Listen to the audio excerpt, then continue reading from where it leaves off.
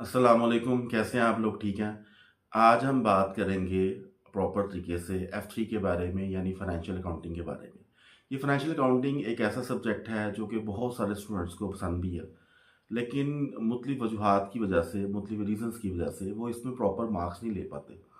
अब उसके मार्क्स ना आने की बहुत बड़ी वजह ये है कि वो उन इम्पोर्टेंट टॉपिक्स को नहीं जानते, जो कि इम्पोर्टेंट टॉपिक्स टीचर्स ने अपने एक्सपीरियंस से गेट किए हैं, अपने एक्सपीरियंस से गेन किया।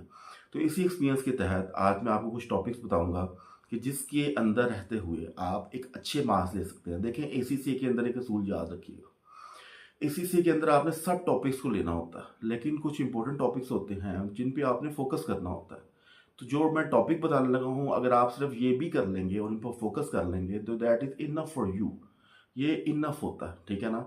लेकिन बाकी टॉपिक्स को भी आप लेके चलें, लेकिन उसको आप एक कैरी करें साथ। लेकिन इन टॉपिक्स पे आपको फोकस रखना है, तो डेफिनेटली फिर आपको मार्क्स भी आएंगे और आप फिर बताइएगा भी कि साथ इससे फ़ायदा हुआ है कि नहीं हुआ। और बहुत सारे स्टूडेंट्स को, हज़ारों स्टूडेंट्स को आज तक फ़ायदा हो चुका है और हज़ारों स्टूडेंट इससे फ़ायदा ले चुके हैं। तो डेफिनेटली आपको भी फ़ायदा लेना चाहिए इस एक्सपीरियंस से जो मैंने और मेरी टीम ने सालों से गेन किया। तो इसके अंदर रहते हुए F3 यानी इसकी फाइनेंशियल अकाउंटिंग, जो कि एसीसी का मेन सब्जेक्ट है, इसमें मैंने कुछ टॉपिक्स, कुछ चैप्टर्स गेट किए हैं और पता चला है कि यहाँ से मोस्टली पेपर रिपीट होता है। और इसको मैंने रैंक वाइज किया तो, और मार्क्स वाइज भी किया, और ये एक्सपीरियंस से ही पता चली हैं बातें। रैंक नंबर 1 मैंने इसको रैंकिंग वाइज किया है। Rank number 1, trial balance errors and suspense accounts. ये आपको ही पता है कि ऐसा ये टॉपिक है जो कि बहुत सारे स्टूडेंट्स को हाँ कंफ्यूजिंग लगता है, हालांकि ये इसमें कंफ्यूजिंग नाम की कोई चीज़ है नहीं। तो यहाँ पे सबसे पहली बात, rank number 1, trial balance errors and suspense account. इसको मैंने 12 मार्क्स दिए हैं कि 12 मार्क्स का पेपर यहाँ से आ सकता है। Rank number 2, chapter accruals and pre payments. Accrual and pre payments का जो चैप्टर है, इससे 10 मार्क्स का पेपर आ सकता है। और rank number 3, non current assets acquisition and depreciation. Acquisition और डेप्रिसिएशन का जो टॉपिक है is also very important for the ACCA students.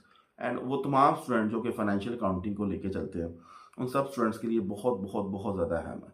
तो डेप्रिसिएशन वाला जो टॉपिक है, इसको आपने स्पेशल ट्रीटमेंट करना है। इसको 9 मार्क्स का मैंने बोला है कि 9 मार्क्स का पेपर इसमें से आ सकता है। Rank 4, non current assets disposal and revaluation. ये भी इसी के साथ ही, डेप्रिसिएशन के साथ ही नती है। और ये डिस्पोजल एंड रिवैल्यूएशन का टॉपिक जो है, इसके जो कंसेप्ट्स हैं, ये बहुत ही डीपली आपको करने की ज़रूरत है इन दोनों टॉपिक्स को, डेप्रिसिएशन और डिस्पोजल वाला।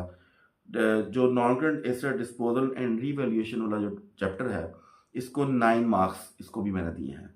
तो ये दोनों, यानी जो रैंक 3 एंड रैंक 4 जो टॉपिक्स हैं नॉन करंट एसेट्स के, डेप्रिसिएशन और डिस्पोजल वाले, यानी आप समझ लें इन दोनों चैप्टर्स में से 18 मार्क्स का पेपर आ सकता है। और आप देखेंगे कि मैं जो बात कर रहा हूँ, वो आपको पेपर में ज़रूर इसी की करीब तरीन मिलेगी इंशाल्लाह। चैप्टर जो अब मज़ीद है वो है इंटरप्रिटेशन ऑफ फाइनेंशियल स्टेटमेंट्स। यानी जो रैंक 5 है, वो इंटरप्रिटेशन ऑफ फाइनेंशियल स्टेटमेंट को लेके चलता है और इसमें से 8 मार्क्स का आ सकता है। यही बात है, ये वही इंटरप्रिटेशन है जिसमें रेशियोज और फार्मूलाज और इस तरह की चीज़ें दी हुई हैं। तो ये रैंक 5 में मैंने इसको लिया है 8 मार्क्स का। इसके अलावा रैंक 6 है जिसमें चैप्टर कंसोलिडेशन ऑफ स्टेटमेंट, जिसको कंसोलिडेटेड स्टेटमेंट्स भी कहते हैं, यहाँ पे मैंने इसको देखा 8 मार्क्स। देखें, किसी ज़माने में कंसोलिडेशन से 20 से 24 नंबर का पेपर आ जाता होता था और ये टीचर्स को अंडरस्टूड थी बात और स्टूडेंट्स को भी अंडरस्टूड होती थी बात कि यहाँ से पेपर आना ही आना। अब वो चीज़ें नहीं रही, कंसोलिडेशन की वैल्यू कम हो चुकी है। पहले 24 नंबर का, 20 नंबर का आम पेपर आता था और सब स्टूडेंट्स को पता था कि हमने यहाँ से लेना है, तो बहुत सारे स्टूडेंट्स मैक्सिमम इस पर जोर लगाते थे। लेकिन अब वो चीज़ें नहीं रही। कंसोलिडेशन की वैल्यू वैसे वक्त गुजरने के साथ साथ कम हुई है और ये 8 मार्क्स तक पेपर इसका आ सकता है। Rank 7, capital structure and finance cost, 8 marks इसका आ सकता है। रैंक 8 के अंदर, यानी रैंक 8 के अंदर इन्वेंट्री वाला, ये 8 मार्क्स का आ सकता है। इन्वेंट्री वाला जिसमें FIFO, LIFO, इस तरह की चीज़ें दी हैं जो आप शुरू से पढ़ते आ रहे हैं, तो it is also very important and 8 marks. Rank number 9 में मैंने लिया है payable provisions and contingent liabilities. Contingent liabilities यानी जो payable provisions and contingent liabilities वाला जो चैप्टर है, इट इज़ आल्सो इंपॉर्टेंट। उसमें आपको पता है कि थ्योरी मेन पर्सपेक्टिव है और थ्योरी के ऊपर फोकस आपने करना है। एंड पे मैं आपको बताऊंगा कि आपने थ्योरी कहाँ से करनी है, मेरे पास उसका भी सोल्यूशन है। इसको मैंने 6 मार्क्स दिए हैं। ये जो पेएबल प्रोविजंस एंड कॉन्टीजेंटी लायबिलिटीज़ हैं, ये रैंक नंबर 9 है, ये 6 मार्क्स इसको मैं दिए।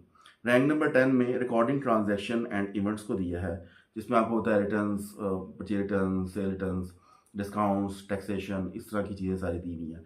तो जो रिकॉर्डिंग ट्रांजैक्शन एंड इवेंट्स का जो चैप्टर है, इसको मैंने 6 मार्क्स दिए हैं और इसको मैंने रैंक नंबर 10 पे रखा है। रैंक नंबर 11 में बैंक रिकन्सिलेशन है। जो बैंक रिकन्सिलेशन का जो टॉपिक है, it is also very easy topic, और ये आप शुरू से पढ़ते आ रहे हैं और ये भी बहुत इंपॉर्टेंट है, लेकिन ये 6 मार्क्स का आ सकता है। उसके अलावा रैंक 12 के अंदर preparation of basic financial statement, यानी जो फाइनेंशियल स्टेटमेंट का बेसिक है वो आप लेके चलना है, जिसमें आपने इनकम स्टेटमेंट कैसे बनाते हैं, आपका SOFP कैसे बनता है, और ईच एंड एवरीथिंग जो इसमें आती हैं चीज़ें। तो 6 मार्क्स का इसमें आता है। रैंक नंबर 13 में डबल एंट्री बुक कीपिंग, यानी 4 मार्क्स, जिसमें आपका सिंपल जर्नल एंट्रीज आएंगी, सिंपल जर्नल एस्पेक्ट से लेजर्स का थोड़ा बहुत पूछेंगे, वो भी जनरल एंट्री के हिसाब से पूछेंगे। मोस्टली जनरल एंट्री की 2-3 एंट्री आमतौर पे आ जाती है, तो इसको 4 मार्क्स का रखा है। तो इस लिहाज से आप ये नहीं कह सकते कि पूरा सिलेबस को कवर किया गया। पूरा सिलेबस में बहुत ज़्यादा चैप्टर्स हैं, तो ये 13 चैप्टर्स हैं जो मैंने यहाँ पे देखे हैं, और इसको मैं एक दफ़ा दोबारा से पढ़ देता हूँ ताकि आप इसको लिख सकें, और इसको मैं स्पीड से पढ़ूंगा तो डेफिनेटली आपके लिए हेल्पफुल होगा। Rank number 1 chapter trial balance errors and suspense accounts, 12 marks.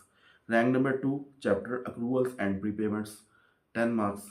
Rank number 3 non current assets acquisition and depreciation, 9 marks. Rank number 4 non current assets disposals and revaluations, 9 marks. Rank number 5 interpretation of financial statements, 8 marks. Rank number 6 chapter consolidation statements, 8 marks. Rank number 7 chapter capital structure and finance cost, 8 marks. Rank number 8 chapter inventory, 8 marks. Rank number 9 payables, provisions and contingent liabilities is considered as 6 marks. Rank number 10 recording transaction and events, 6 marks. Rank number 11 bank reconciliation chapter, 6 marks. Rank number 12 chapter preparing basic financial statements, 6 marks. Rank number 13 chapter double entry book keeping, 4 marks. तो इसको आप write down कर सकते हैं।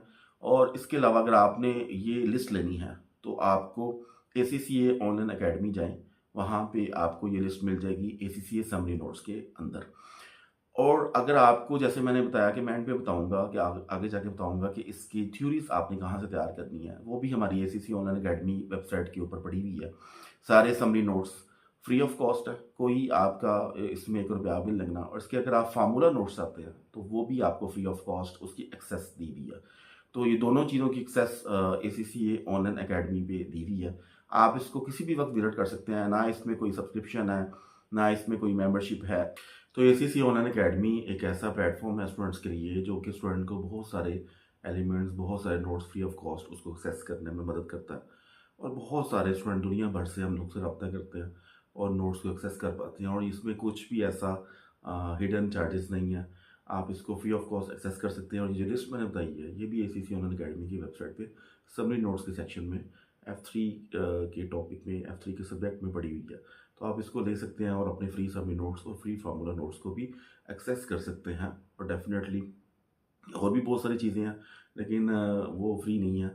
लेकिन पर जो चीज़ें फ्री हैं आप उसको तो एक्सेस करें, तो फिर आपको पता चलेगा कि हम लोग किस वक्त के ऊपर काम कर रहे हैं। Thank you. इस वीडियो को बहुत ज़्यादा शेयर कीजिएगा। आपका बहुत बहुत शुक्रिया। अस्सलाम वालेकुम।